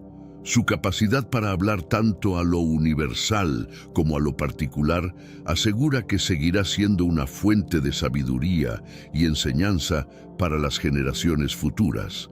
El Tanaj, a pesar de ser un texto milenario, sigue ofreciendo lecciones vitales para la sociedad moderna. En un mundo donde los dilemas éticos, sociales y espirituales son cada vez más complejos, las enseñanzas del Tanaj sobre la justicia, la compasión y la responsabilidad comunitaria siguen siendo relevantes. Textos como el libro de Amós, donde se clama por la justicia social, Amós 5:24, pero corra el juicio como las aguas y la justicia como impetuoso arroyo, continúan inspirando a activistas y líderes que luchan por la equidad y la igualdad en la actualidad. A lo largo de los siglos, el Tanaj ha sido objeto de numerosas controversias, tanto dentro como fuera del ámbito religioso. Una de las principales controversias gira en torno a la historicidad de los relatos bíblicos. ¿Realmente ocurrió el Éxodo tal como se describe en la Biblia? ¿Existieron personajes como Abraham y Moisés? Estas preguntas han sido objeto de estudio por parte de historiadores y arqueólogos, y no siempre han encontrado respuestas definitivas, lo que ha generado un gran debate en el campo académico y religioso. En el judaísmo, otro tema controvertido ha sido la autoría de los textos. Tradicionalmente, se atribuye a Moisés la escritura de los 5 libros de la Torá. Sin embargo, estudiosos modernos, basados en el análisis del estilo literario y las inconsistencias internas, sugieren que estos textos podrían haber sido compilados por varios autores en diferentes momentos históricos. Esta hipótesis, conocida como la teoría documental, ha sido una fuente de fricción entre los estudiosos más tradicionales y los investigadores contemporáneos. Además de las cuestiones de historicidad y autoría, el Tanaj también ha sido fuente de controversias éticas, pasajes que abordan temas como la esclavitud, el papel de la mujer y la Guerra Santa han sido interpretados y reinterpretados a lo largo de los siglos. En tiempos modernos, estos textos han generado debates sobre su relevancia en la sociedad actual, especialmente en lo que se refiere a los derechos humanos y la justicia social. Estas controversias reflejan el carácter multifacético del Tanaj. Lejos de ser un libro estático, sus textos invitan al cuestionamiento y a la reflexión, tanto desde una perspectiva religiosa como desde un enfoque académico. Estas discusiones son esenciales para comprender la profundidad y complejidad de la Biblia hebrea y garantizan que siga siendo un tema de estudio y debate en el mundo contemporáneo. La prohibición de la Biblia hebrea ha sido un fenómeno que va más allá de simples diferencias teológicas. Está profundamente vinculada a contextos políticos y sociales. En diferentes momentos de la historia, el Tanaj fue visto como una amenaza por su capacidad para unificar e inspirar a comunidades en tiempos de opresión. Las autoridades políticas han percibido la influencia de este texto sagrado como una forma de resistencia cultural y espiritual que podía desafiar su control. Un ejemplo claro de esto se vio durante el Imperio Romano, cuando la lectura de textos judíos, incluidos los libros del Tanaj, fue restringida en diversas ocasiones. La revuelta judía contra Roma en el año 70 después de Cristo, que culminó en la destrucción del Segundo Templo, demostró cómo el Tanaj no solo era un documento religioso, sino también un símbolo de identidad y resistencia nacional. En ese contexto, prohibir su lectura era una forma de debilitar la cohesión del pueblo judío. Más tarde, durante la Edad Media, la Biblia hebrea fue objeto de prohibiciones y censuras, particularmente en Europa, donde el antisemitismo y las tensiones religiosas prevalecían. En algunos casos, la posesión o el estudio del Tanaj por parte de los judíos fue severamente restringido, y en otras ocasiones se intentó reemplazar su estudio por lecturas del Antiguo Testamento bajo interpretaciones cristianas. Estas prohibiciones reflejan cómo la Biblia hebrea no solo era vista como un texto sagrado, sino también como un símbolo de resistencia, identidad y cohesión cultural. Prohibir el Tanaj no solo buscaba suprimir el contenido religioso, sino también desarticular el tejido social y político que lo rodeaba. Incluso hoy, en algunos contextos políticos, el acceso a este texto ha sido limitado por regímenes autoritarios que ven en su mensaje un llamado a la libertad y la justicia social. La prohibición de la Biblia hebrea tuvo profundas consecuencias en la práctica religiosa y en la vida cotidiana de las comunidades judías.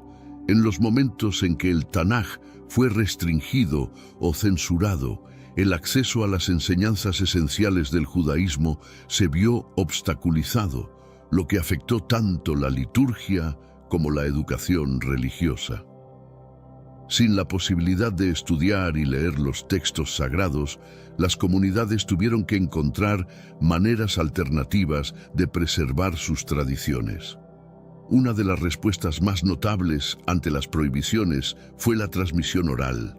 Durante siglos, cuando el acceso a textos escritos estaba prohibido o era limitado, los judíos recurrieron a la memorización y al recitado de la Torá y otros escritos bíblicos. Esta tradición de transmisión oral permitió que las enseñanzas se mantuvieran vivas, incluso en tiempos de persecución o censura. El estudio clandestino también fue una práctica común en épocas de prohibición. Otro impacto significativo fue la creación de copias ocultas del Tanaj. Muchos escribas, arriesgando sus vidas, crearon copias manuscritas de la Biblia hebrea que luego se distribuían en secreto entre las comunidades. El Tanaj no solo ha influido en la religión y la espiritualidad, sino que también ha tenido un impacto significativo en la formación del derecho en las sociedades occidentales. Las leyes y principios contenidos en la Torá, especialmente en libros como Éxodo, Levítico y Deuteronomio, han servido como fundamento para muchas de las normas legales que forman la base del derecho moderno. La famosa regla del ojo por ojo, Éxodo 21-24, aunque hoy en día se interpreta de manera más simbólica, refleja una antigua preocupación por la justicia y la proporcionalidad en la retribución legal. Durante la Edad Media, el derecho canónico de la Iglesia cristiana se basó en gran medida en las enseñanzas del Tanaj, especialmente en lo que respecta a la moralidad y la justicia social. El principio de que la ley debe ser aplicada con equidad y justicia, como se expresa en Levítico 19:15, no harás injusticia en el juicio, no favorezcas al pobre ni al poderoso, sino que juzgarás con justicia a tu prójimo. Ha influido en la filosofía legal occidental. Además, la influencia del Tanaj en el derecho no se limita a los sistemas religiosos. En la creación de las primeras democracias modernas, como la de los Estados Unidos, los principios de la ley mosaica fueron citados por muchos de los fundadores como modelos de justicia. El concepto de igualdad ante la ley, la importancia de la justicia social y la responsabilidad de los líderes de actuar con rectitud son valores que, directa o indirectamente, encuentran su origen en las enseñanzas del Tanaj. Así, el Tanaj sigue siendo una referencia crucial para los estudiosos del derecho y la ética, no solo como un texto religioso, sino como una obra que ha moldeado las estructuras legales y políticas que gobiernan muchas sociedades hasta hoy. El Tanaj ofrece un rico compendio de historias que involucran a mujeres, algunas de las cuales han jugado roles clave en momentos críticos de la historia del pueblo de Israel. Desde figuras poderosas como Débora, una jueza y profetisa que lideró a Israel en tiempos de guerra, Jueces 4:4-5, hasta Ruth, cuya lealtad y valentía la convirtieron en una figura central en la genealogía del rey David, el Tanaj presenta una variedad de personajes femeninos que desafían las convenciones de su tiempo. Sin embargo, las narrativas femeninas en el Tanaj también reflejan las realidades de una sociedad patriarcal. Las mujeres a menudo se encuentran en posiciones vulnerables y subordinadas, lo que ha dado lugar a múltiples interpretaciones y debates a lo largo de los siglos. Por ejemplo, el papel de Eva en la historia de la creación, Génesis 3, ha sido objeto de interpretaciones que van desde la culpabilidad hasta la comprensión de su acto como un símbolo de conocimiento y autodeterminación. Una figura particularmente notable es Esther, quien con inteligencia y valentía salvó al pueblo judío de la aniquilación en Persia. La historia de Esther se celebra cada año en la festividad de Purim, y su heroísmo sigue siendo un modelo para la lucha por la justicia y la supervivencia. También podemos mencionar a Miriam, la hermana de Moisés, y a Aarón, quien desempeñó un papel importante en la liberación de Israel y es recordada como una líder espiritual. El estudio de las mujeres en el Tanaj sigue siendo un campo vibrante y en evolución, especialmente con el auge de los estudios bíblicos feministas en el siglo XX. Estas investigaciones han reexaminado las narrativas tradicionales para destacar el poder y la agencia de las mujeres en un contexto histórico que, en muchas ocasiones, les negaba un papel visible. Al hacerlo, el Tanaj sigue siendo un texto profundamente relevante para las discusiones contemporáneas sobre género, poder y justicia. La escritura etíope es un depósito de conocimientos que muchos desconocen. ¿Alguna vez te has preguntado por qué textos como el libro de Enoc y otros 14 libros apócrifos fueron excluidos de las versiones más difundidas de la Biblia? En este episodio vamos a revelar todos los secretos que intentan ocultarnos. Antes que nada, bienvenido al programa Desvelando las Escrituras, donde exploramos los aspectos menos conocidos de las narrativas bíblicas para traer a la luz revelaciones sorprendentes y cuentos cautivadores. Si aprecias nuestro trabajo, considera suscribirte para más contenido provocativo y atractivo. Etiopía se destaca como la única nación africana que resistió la colonización, conservando muchas de las narrativas bíblicas más primitivas y auténticas. Esto incluye una amplia gama de textos apócrifos,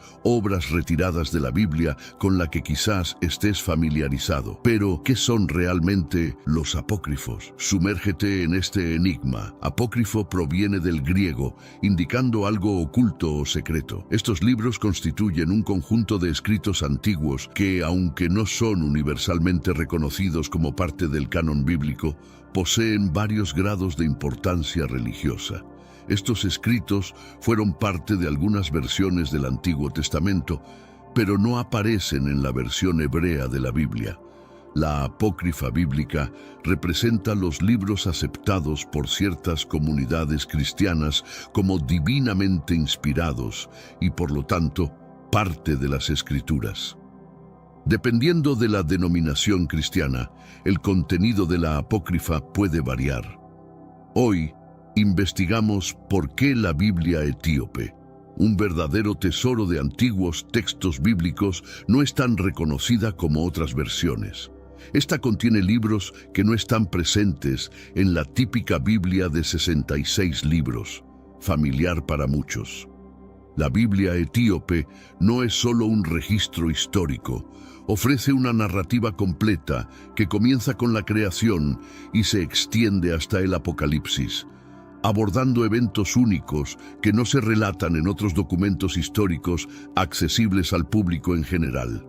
El enigma de la Biblia etíope radica en su propia existencia. ¿Por qué este antiguo y venerable texto no es más ampliamente reconocido? Las respuestas están entrelazadas con la compleja historia y política de las primeras iglesias cristianas. Las decisiones de excluir ciertos textos e incluir otros han moldeado profundamente cómo la Biblia es percibida y aceptada globalmente.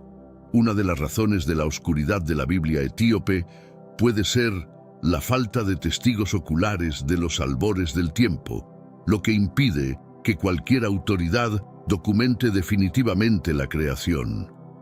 La riqueza de la Biblia etíope captura el interés de muchos debido a su contenido único y su profunda tradición. A diferencia de otros cánones bíblicos, comprende 88 libros, incluyendo el libro de Enoc, el libro de los jubileos y varios otros escritos no encontrados en ningún otro lugar. Estos antiguos manuscritos abarcan tanto las escrituras del Antiguo como del Nuevo Testamento, algunos de los cuales son exclusivos de esta compilación. Ciertamente, Etiopía fue pionera en la adopción del cristianismo ya en el cuarto siglo de la era cristiana, demostrando su papel como refugio para aquellos que escapaban de la opresión religiosa en otras naciones. Este compromiso con la fe se evidencia por la mención en la Biblia del encuentro entre Felipe y el eunuco etíope en los Hechos de los Apóstoles, capítulo 8, destacando la expansión del cristianismo más allá de las fronteras judías. En este episodio bíblico, Felipe, uno de los primeros diáconos de la iglesia, es guiado por un ángel para encontrarse con un eunuco etíope que regresaba de Jerusalén, donde había ido a adorar. Mientras viajaba, el eunuco leía el libro de Isaías. Felipe se acerca y lo ayuda a entender las profecías sobre el Mesías, específicamente Isaías 53, 7, 8, que describe el sufrimiento del siervo del Señor. Inspirado por la explicación, el eunuco solicita el bautismo tan pronto como encuentran agua, momento que Felipe atiende de inmediato. Después del bautismo, el eunuco sigue su camino, jubiloso, llevando consigo las enseñanzas de Cristo a Etiopía. Este relato simboliza la inclusión de los gentiles en la fe cristiana e ilustra cómo el Espíritu Santo actuaba en la difusión del Evangelio. La narrativa refuerza la importancia vital de la comprensión de las Escrituras para difundir y entender los principios cristianos. En el siglo V, la traducción de la Biblia al ge'ez, la lengua litúrgica de Etiopía en esa época, permitió que las enseñanzas divinas fueran más accesibles a los fieles locales, fortaleciendo una identidad cristiana rica y duradera. Sin embargo, la composición final de la Biblia, como la conocemos hoy, involucró debates significativos sobre los textos a incluir. En concilios históricos, como el de Nicea y el primer concilio de Constantinopla, los líderes eclesiásticos definieron cuáles escritos debían ser canonizados, basándose en su autenticidad apostólica y su conformidad con el corpus teológico cristiano ya establecido. Este meticuloso proceso de selección excluyó muchos textos, como los encontrados en la Biblia etíope.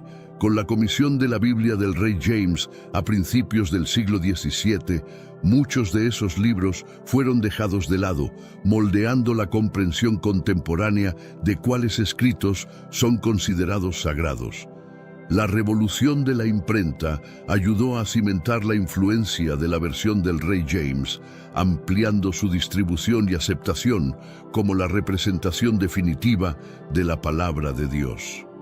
Una razón por la cual la Biblia etíope sigue siendo relativamente desconocida es su redacción en ge'ez, un idioma poco familiar para muchos, lo que limita su acceso a aquellos que no conocen esta lengua.